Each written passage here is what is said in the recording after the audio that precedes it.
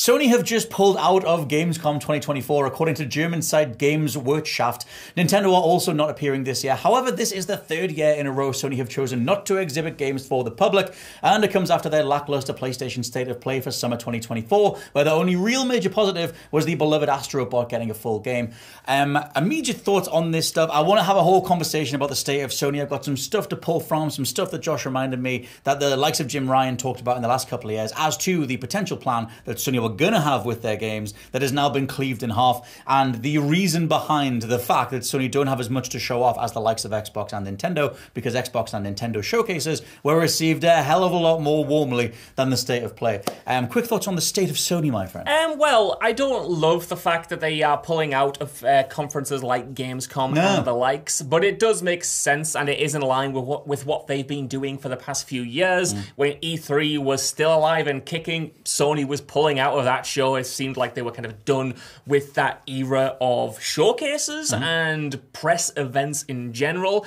I think it is a shame because, like you said, we had the State of Play, which wasn't a showcase by any means, but it was during the Summer Games Fest season and was only a week or so before the Xbox One, which was a week or so before the Nintendo One, and Summer Games Fest itself, alongside all of the other conferences. So in that context, I do agree it was disappointing. I trust that they have good games in production, but you saw how much goodwill there was around the Nintendo Direct and the Xbox Showcase. I feel like Sony is just missing that marketing edge at the moment. Yeah, they massively are. I think the main reason behind all this, the thing that I'm hanging a lot of it on, is ex-CEO Jim Ryan. The fact that he stepped down, however, he did set in motion this massive live service plan.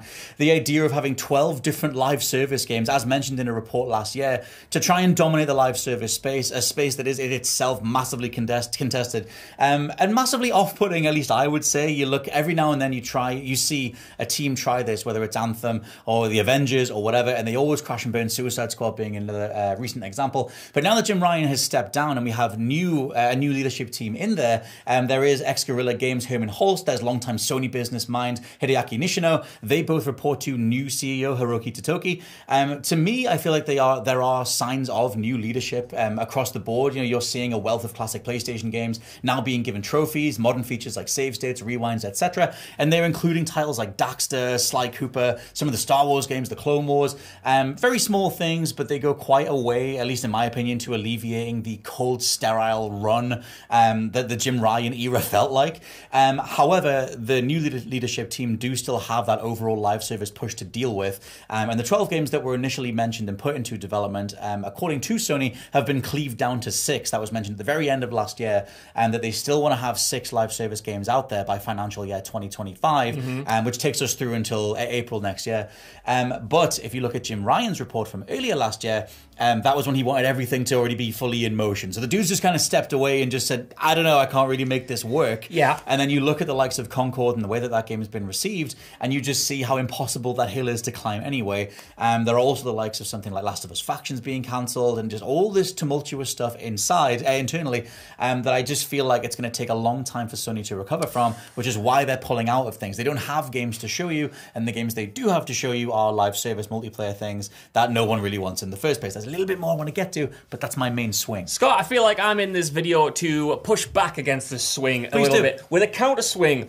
Like a lightsaber. Yeah, let's go with that. A sword, let's say. Yes. Because I know you said there that you think it's because they don't have anything ready to show. I don't necessarily think it's that apocalyptic, because while they were obviously making this live service push, they were still having their main teams like Santa Monica, for instance, or Sucker Punch, making single-player games working to their strengths. We know that Cory Barlog has been working on a new game that probably isn't God of War for the last few years. Santa Monica, the other team in there, looks like they're making something God of War related right now. So they've still had teams making single player games that I think will be ready to show sooner rather than later. You know, we've got presumably Ghost of Tsushima on the way. We know that Wolverine is out next year, and those are just kind of two examples. Keep seeing Wolverine. He keeps leaking. It's like, get back in the box, Wolverine. Yeah, he's leakier than Old Trafford Stadium. That is, I'm in a football mood, what can I say? I haven't got a clue. Why I cut them some slack and why I don't worry about the game pipeline is that they've come out swinging this generation, in my opinion. They've had way more first-party games than they did at the start of the PS4 era. Yes. Last year, obviously, we had Spider-Man 2, we've had God of War Ragnarok, Horizon Forbidden West, we've had The Last of Us Part 1 remake, we've had The Last of Us Part 2 remaster, and say what you will about those games, I will. But those are, I know you will, on the What Culture Gaming podcast, please go and check it out. Say what you will about those games, but they are big hitters from big first-party studios. So once those have been, released from the gun, they need to chamber more up, and video game development takes a lot of time. So 1 year off with them pulling out of showcases like this, I don't think is the end of the world. No, the main talking point here is just that I think it's fascinating that you have semi-real time a new leadership team responding to what was such a massive overhaul of Sony's core identity. You saw this narrative story-driven identity come into the fold across the PlayStation 4 era with the likes of The Last of Us, the reboot of God of War, Ghost of Tsushima, whatever. And you can argue back and forward as to whether we're maybe getting a little bit sick of the over-shoulder, slow-walking, third-person, mild loot component, semi-open world template that they've put forward,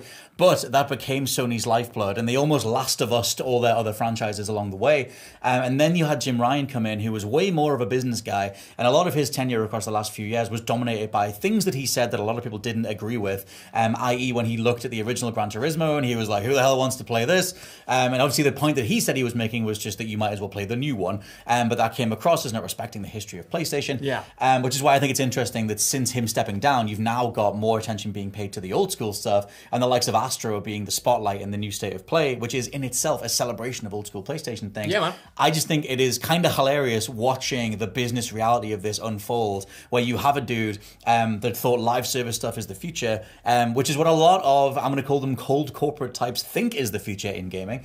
And like I said, you see more failures than you do successes, but you can see someone like Ryan go, we're Sony, we're PlayStation, let's just set off 12 live service games, we'll make so much money, it'll be hilarious, and that's going to be the future. None of that works out, the dude steps down, and then you have an actual member of a development team, Guerrilla Games, Herman Holst, stepping in there and going, oh my god, we have so much to recoup from, and that in itself is fascinating. But I think that does go, at least in my opinion, some way to explain the weird kind of interstitial nature of Sony right now. Oh, dude, don't get me wrong. That is definitely going to have an impact. And like you said, we are already seeing in drips and drabs the changes from the Jim Ryan era to what we have now. You mentioned the embracement of PS2 games and PSVR games on PlayStation Plus. Just this morning, Scott, I don't know if you saw, but Time Splitters was re-rated for PlayStation 4 and 5, so hopefully that will be on that service soon as well. Can't say the word I was going to say there. Yes. Yes. Yeah, we're on YouTube. And I didn't hate the Jim Ryan era like a lot of people did with a passion, but I think you've nailed it spot on with the words cold and sterile. That's how it felt. The fact that we got the PSVR 2 announced in a blog post absolutely sucks. Their state of plays were often criticised as being lackluster and very much few and far between. It felt like they lacked that personality that they used to have from their live shows, especially in the Sean Layden era, who, for better or worse, embraced the theatricality of an E3 season. He likes Vib Ribbon. He really does. I love the man that likes Vib Ribbon. Yeah. And he likes a lot of subtweets, but slagging off Phil Spencer on Twitter. Layden very vocally opposed to a lot of the modern leadership in gaming, having done his stint in Jim Ryan's position. Absolutely. I think this all circles round to my main issue with Sony right now, though, is that they're still lacking that personality. They're still lacking that element of, we are here to dominate the discourse. Here are all the games you should get excited about. Here's why you should buy a PlayStation 5 for 2025 and beyond, because we've got all of this stuff coming. I know there is an argument to make that you shouldn't announce a game too early and just have us drip-fed until it releases, but I think of something like Death Stranding, man, which for me turned out absolutely incredible. It's one of my favourite games. I know, don't slag me off in the comments, but how fun was it to get one Death Stranding trailer after another that was like mysterious and creepy and cool and being on that ride? I'm not saying every game has to be announced like that or announced years before, but it's crazy, I think, that we know Wolverine's coming, we know Death Stranding 2 is coming,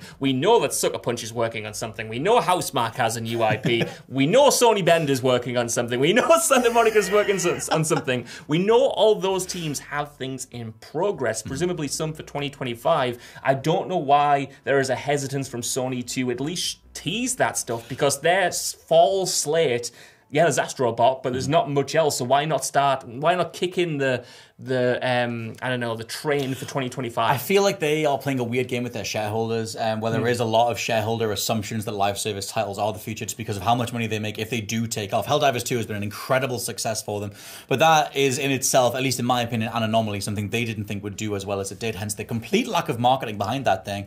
Helldivers 2 is a damn near miracle. That thing is absolutely phenomenal and is just as good as the heyday of Xbox 360 multiplayer or whatever. But in regards to the mascot stuff, it's funny looking at something like Astrobot, even if you play the game from 2020 and just look at how many properties are in that game, how many Sony associated things are in there, from Loco Roco to Sly Cooper to Nathan Drake, whatever, and then think about how many aren't nurtured but used to be associated with the brand, used to be a more all-encompassing approach to Sony and PlayStation and that identity. You're right, where is Knack? Where is Knack? I mean, leave him dead and buried. He can stay in the shed that he looks like for all I care, but everything else should come back to life. The thing is, when it comes to exclusives, I want to touch on the fact that Sony have been doing one hell of a job trying to convince us they have platform exclusives in regards to nurturing them internally, which is more, the reality is more doing various deals to make the PlayStation 5 slate seem a lot more confident than it is. I'm phrasing it in such a way to pop Josh Brown and make him respond to this. If I speak. However, I do feel like if you look at the likes of Stellar Blade, that was helped over the finish line by Sony. Stellar Blade made by Shift Up, that's only their second game. Sony came in, and if you look at the game's end credits, you can see a ton of Sony teams helping get that game to where it is. And that game is very much a showcase of the PlayStation 5's technology. Rise of the Ronin was also brought to life by Sony internal team XDev. They helped it get over the finish line as well. And there is Square Enix's Yoshi P, the director of Final Fantasy 16, saying that they signed a deal with, Square Enix signed a deal with Sony as well, to get Final Fantasy 16 over the finish line. And somewhere internally as well, my opinion, there has to be more conversations going on as to how long the Final Fantasy exclusivity stuff lasts. Yeah. Because the ongoing FF7 remake trilogy is so far PlayStation 5 exclusive or PlayStation exclusive.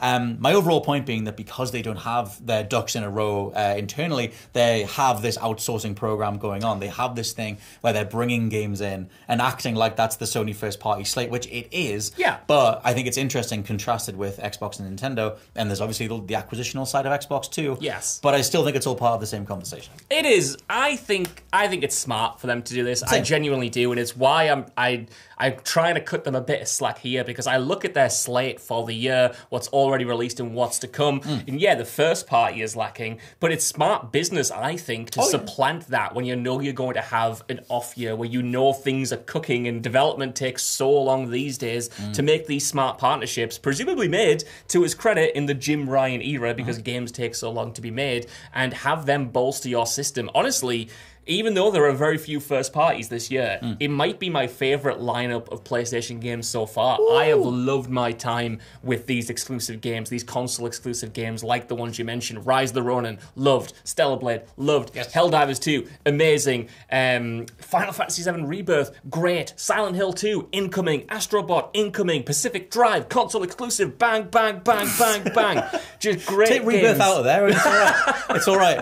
Yeah. Just great games, right? For an off year. And I think if this is what your off year looks like, yeah, we can sit here and say, well, they're not first parties.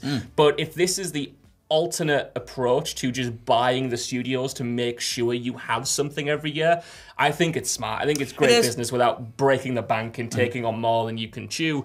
Obviously, I don't think Sony's been perfect this year. Far from it. Criticised them heavily for making layoffs. They were confirmed at Firesprite the other day, for instance. I do think they should have done way more to nurture those teams and maybe deliver games in this year that are a little bit smaller or a little bit riskier. But I do think with those second parties and third party partnerships, that's why I can't get so annoyed, and it's why I'm not clamoring for a... Sorry, spitting all over you there. Please do. Why I'm not clamoring for a showcase in the way that I kind of would have been without them. I'd have been like, what the hell you got? No, that's completely fair. Like you said, those deals would have been done during the Ryan era, and they go back before he was a CEO as well. Like Bloodborne was helped over the finish line by Sony. It's part of why we can't seem to get a 60 FPS patch, is that somewhere down the line, the rights issues or whatever associated with who worked on that game is split between From Software and Sony. Yeah, that is a worthwhile worthwhile thing to do, and it does mean that you do have worthwhile titles to play. I just think that it's where we're at now. If we're just sort of reading the terrain, seeing how the rest of the year is going to play out. I mean, Sony themselves last year said they won't have any major first-party titles until after the current financial year, which takes you through to early next year anyway, March, April time. Yeah. So they themselves are just fully just stepping back. But I think it's interesting looking at the reality of the last few years, the attempt that was made by Sony to make live service stuff their entire identity, and then that going so stupidly sideways that you just have the guy that set that emotion step down, and another team come in and then look at the reality of like the direct contrast between the Sony State of Play, the Xbox Showcase, and the Nintendo Direct, and then just look at where each team is at right now, and this being at least in my opinion, the reason why. I always think as well, right, these showcases, for the likes of Sony and Microsoft, they're a way to sell consoles, and the console sales are strong. You just looked at their shareholder report from the other week where they were talking about how well the PlayStation 5 is selling, how it's outpacing the sales of PlayStation 4 where that was at this moment in time. But to me, if you're going into this holiday period that may be a little bit light in terms of first-party exclusives, like you want to get people excited, and to me, a showcase, we've seen it with Microsoft more specifically, just talking in the office, pure anecdotal evidence, doing the podcast with Ewan, and Ewan's looking at what's been announced and thinking, wow, maybe I need to get an Xbox now so I have it ready for this game. I remember a pal of mine, again, totally anecdotal, bought a Xbox in time for Starfield because he knew it was coming, right? And I just think that's something that Sony shouldn't overlook, because they can coast along and continue to sell PlayStations, but if they want to get a bit more aggressive with it, give people a reason to jump on with something in mind. Again, another anecdotal bit of evidence. The reason I got a PlayStation 4 Pro was to play The Last of Us Part 2 before it had a release date. I just wanted to be set with like the best version of that game I possibly could. And it wasn't even for anything that was released at the time. I think a lot of people, especially early adopters, which I know we aren't now 4 years on, but early adopters often buy these machines on a promise. And there are a lot of criticisms and drawbacks to that. But now we're halfway through the generation, and you want to see what the next half is going to look like, and encourage people to keep that momentum and say, right, now is the time to jump in. If you haven't already jumped in, here are all the games that are going to see it out, and this is why you need a PlayStation 5 and not a 4, because these games are now going to be fully exclusive. Which is why I think all this is so relevant. There's a lot of ongoing discourse as to is this generation a disappointment?